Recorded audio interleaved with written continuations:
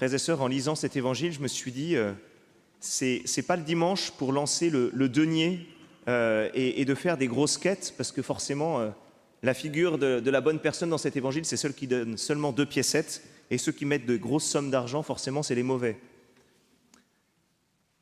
Alors, vous voyez, cet évangile, en fait, vous allez voir, il est d'une très grande profondeur. Il n'est pas simplement là pour nous faire couler une petite larme face à la générosité de cette veuve. Il n'est pas là non plus pour nous faire entrer dans une espèce de morale un peu simpliste du bon et du méchant. Ce que Jésus vient montrer à ses disciples est tout simplement premier essentiel, c'est la foi radicale de cette veuve. À travers cette scène, nous avons en effet comme l'évangile en version abrégée. Alors pour tous ceux qui auraient du mal à lire l'ensemble de la Bible, et même l'ensemble du catéchisme de l'Église catholique, eh bien ça vaut le coup, vous voyez, de regarder dans cet évangile comme de manière concise l'essentiel de notre foi. Alors nous l'avons déjà vu depuis quelques dimanches, rappelez-vous, les disciples ont du mal à rentrer pleinement dans l'annonce de la bonne nouvelle. Jésus les a repris plusieurs fois parce qu'il se souciait plus de la meilleure place que du service des pauvres. Et en ce dimanche, nous approchons des derniers moments de la vie du Christ. Il va bientôt quitter ses disciples, il va bientôt rentrer dans sa passion. Alors c'est l'ultime moment pour les faire rentrer dans son enseignement, dans son testament. Jésus s'assoit donc dans le temple, en face de la salle du trésor, et il regarde. Pourquoi? Qu'est-ce qu'il fait? Eh bien parce que cette salle du trésor, en fait, elle a une signification importante. Elle est composée d'un tronc où les fidèles peuvent déposer librement une offrande. Et cette offrande, elle est destinée à 2 œuvres. Elle est pour le service du temple, et ça c'est pour la gloire de Dieu, mais aussi pour les nécessiteux. Et ça c'est l'amour du prochain, et en particulier des plus pauvres. Et j'allais dire, Jésus, vous voyez, il en remet une deuxième couche par rapport à l'évangile de la semaine dernière. Il nous redit encore à sa manière: tu aimeras le Seigneur ton Dieu de tout ton cœur, de toute ton âme. Tu aimeras ton prochain comme toi-même. Et Jésus va plus loin, parce que dans sa manière de s'asseoir dans le temple, il prend la position du juge, de celui qui discerne les cœurs et les reins. Ce qu'il regarde, c'est le cœur de ceux qui donnent. Il regarde l'intention avec laquelle le don est fait. Et ainsi, il révèle, en particulier à ses disciples, il révèle ce qui est caché aux yeux des hommes. Il veut que ses disciples passent du regard extérieur au regard intérieur, du temple extérieur, fait de pierre, au temple intérieur, l'Esprit Saint présent en chacun d'entre nous, du cœur de pierre au cœur de chair.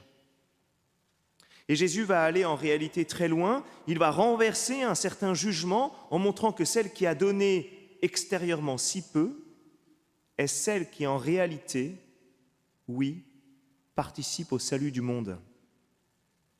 Alors regardons cette veuve de plus près. Cette veuve, que fait-elle? Elle mise tout sur ce trésor. Elle ne met pas une petite somme, elle ne met pas une grosse somme. Elle fait comme au poker. Elle dit tapis, c'est-à-dire qu'elle mise tout sur ce trésor. Elle mise tout sur Dieu et les pauvres, alors qu'elle-même est une pauvre veuve. Les scribes mettent de grosses sommes, c'est vrai, mais on devine que c'est surtout au service des salutations et des sièges et places d'honneur. Alors je fais une petite aparté. Frères et sœurs, reconnaissons-le, certains dons permettent en réalité de se désengager. J'ai payé mon impôt, c'est maintenant à l'État de se débrouiller pour notre pays. J'ai payé le denier, c'est aux prêtres d'annoncer la bonne nouvelle. J'ai donné à telle association caritative, c'est à elle de s'occuper des pauvres. Oui, quelquefois, ce que je donne me permet de me mettre à distance.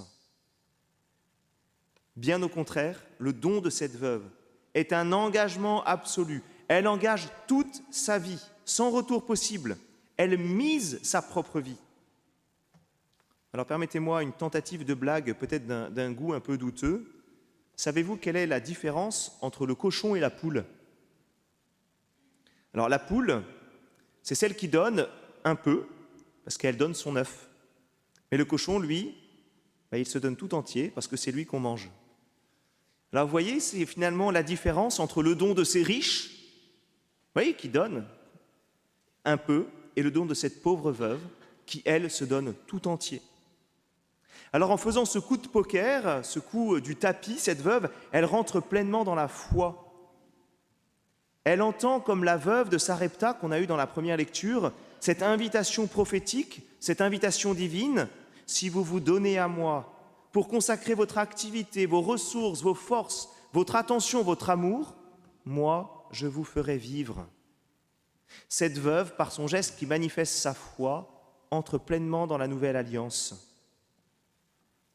Alors ce geste excessif, qui nous paraît tellement difficile, ce geste de foi que cette veuve pose, nous renvoie à quelqu'un d'autre, une autre personne qui elle aussi a tout misé sur Dieu et les pauvres, qui a misé sur l'amour qui va jusqu'au bout.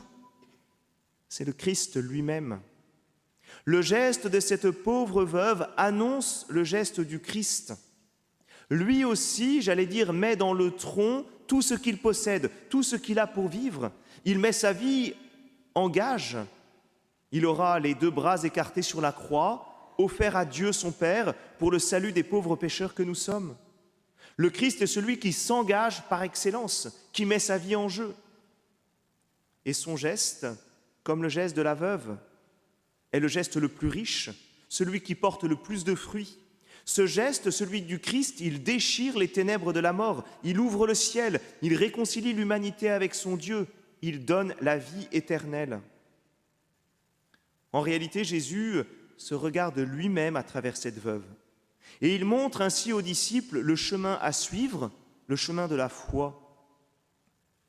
Ce chemin, les disciples doivent l'emprunter, tout comme l'Église aujourd'hui doit l'emprunter. Comme chacun d'entre nous aujourd'hui, nous devons emprunter ce même chemin. L'Église doit toujours être dans le don d'elle-même, comme l'épouse du Cantique des Cantiques qui se donne complètement pour son époux. Et oui, l'Église doit se donner complètement pour son époux qu'est le Christ. Et ce don total est fécond, ce don total doit rejaillir sur tous ses enfants, et en particulier les plus pauvres. Frères et sœurs, c'est ce que nous célébrons en fait à chaque Eucharistie. À chaque Eucharistie, l'Église propose à tout son corps, c'est-à-dire à chacun d'entre nous, de rentrer dans le geste du Christ, en offrant nos vies sur l'autel, afin de la rendre féconde en amour pour Dieu et les hommes. Et oui, Dieu répond à chaque fois à cette offrande que nous faisons en nous donnant son corps et son sang. Il répond en communiquant sa vie. En fait, à chaque messe, Jésus nous dit « Oui, tu fais bien de me donner ta vie, de me donner ta peine, de tout me consacrer avec confiance, car en retour, je me donne moi-même à toi, sous la forme du pain et du vin. » Alors, frères et sœurs, oui, ce geste de la veuve nous est accessible. Il est le geste d'adoration par excellence, la remise de toute notre vie dans les bras du Père, une vie donnée et consacrée. Il s'agit de tout miser sur Dieu, et c'est ce que nous faisons à chaque messe. J'aime beaucoup cette parole du prêtre, qui est la prière de toute l'Église, par lui, avec lui et en lui. À toi, Dieu le Père Tout-Puissant, dans l'unité du Saint-Esprit, tout honneur et toute gloire pour les siècles des siècles. C'est le geste de toutes nos offrandes vers le Père. Cette phrase, ce geste du prêtre avec les saintes espèces élevées, c'est le même que celui de la veuve qui offre ses 2 piécettes. Nous offrons tout à la gloire du Père, avec confiance, sûr qu'il nous donnera sa vie. Alors il s'agit de nous engager à la suite de cette veuve, à la suite du Christ, d'être d'authentiques disciples qui eux aussi font une confiance totale à Dieu. Oui, l'offrande de nos vies en sacrifice spirituel est ce qui porte le plus de fruits. Et cette offrande nous unit au sacrifice du Christ et alors oui, participe au salut du monde. Frères et sœurs, pour terminer, je crois profondément que les lectures de ce dimanche sont adressées particulièrement ici à ceux qui sont à l'image de la veuve de Sarepta ou de la veuve de l'Évangile. C'est-à-dire que je crois que cet Évangile, cette première lecture, s'adresse particulièrement aux membres les plus éprouvés de notre assemblée, à ceux qui sont les plus pauvres d'entre nous, c'est-à-dire ceux qui vivent des luttes intérieures, ceux qui sont dans la peine, ceux qui sont dans la solitude, ceux qui sont dans le doute. Et en fait, je crois qu'on peut tout simplement tous s'y retrouver un peu.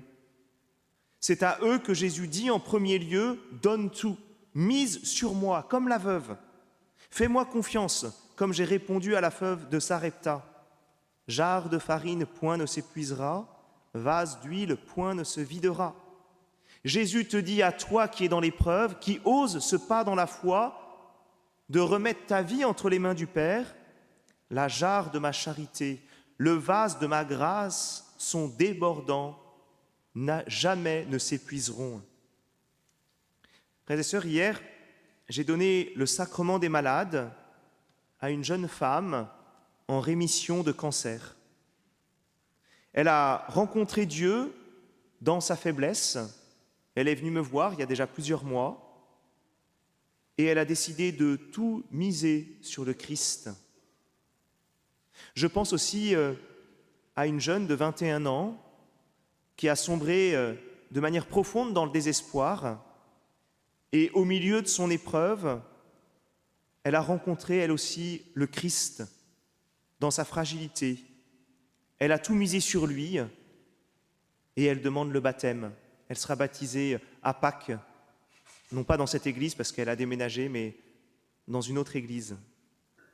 Frères et sœurs, reconnaissons que nous sommes aussi des pauvres, que nous sommes sur le même chemin et que sur ce chemin, où Jésus nous invite à tout miser sur lui, il nous offre sa vie.